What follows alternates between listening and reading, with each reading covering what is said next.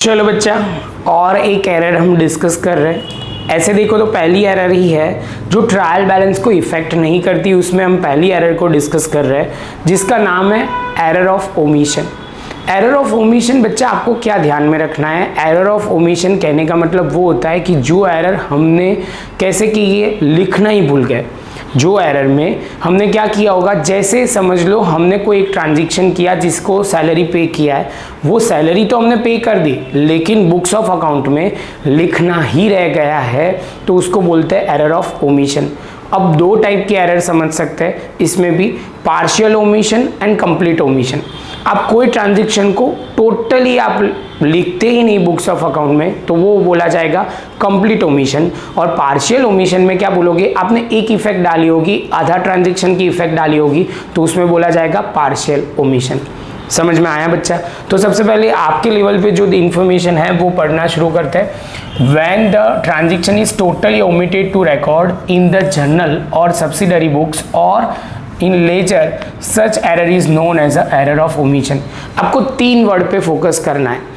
पहला है, आप लेजर में भूल गए हो, सब्सिडरी बुक में भूल गए हो, या आप बोलोगे लेजर में भूल गए हो, तो उसको एरर ऑफ कमीशन ओमिशन बोला जाएगा। क्या बोला जाएगा? Error of omission. कमीशन अलग चीज है, वो आएगा तब हम डिस्कस करेंगे। आगे चलते हैं। The trial balance will tally even though the error of omission is committed because of posting is omitted on the both credit and debit side.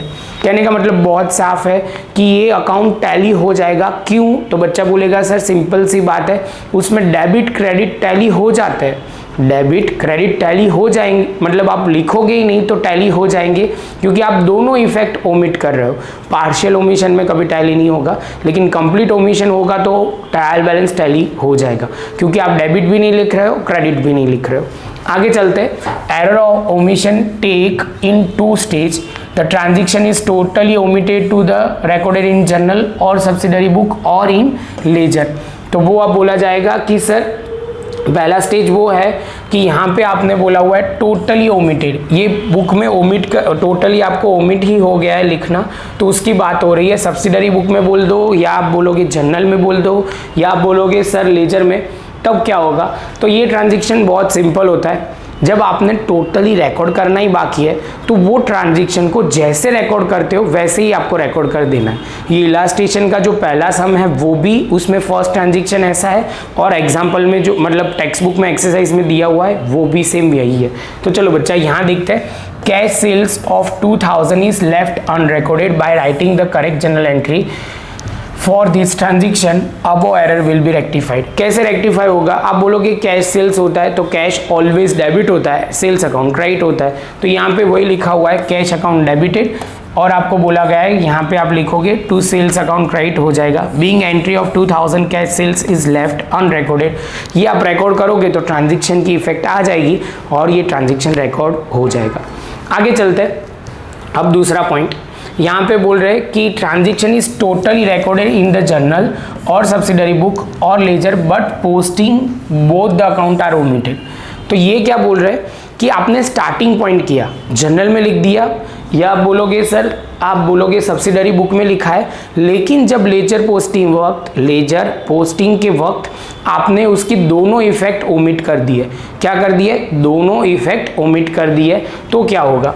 जैसे समझ लो furniture purchase on credit from the Raj furniture mart 5000 is recorded in journal proper but is forgotten to posted in the account of furniture and Raj furniture in laser.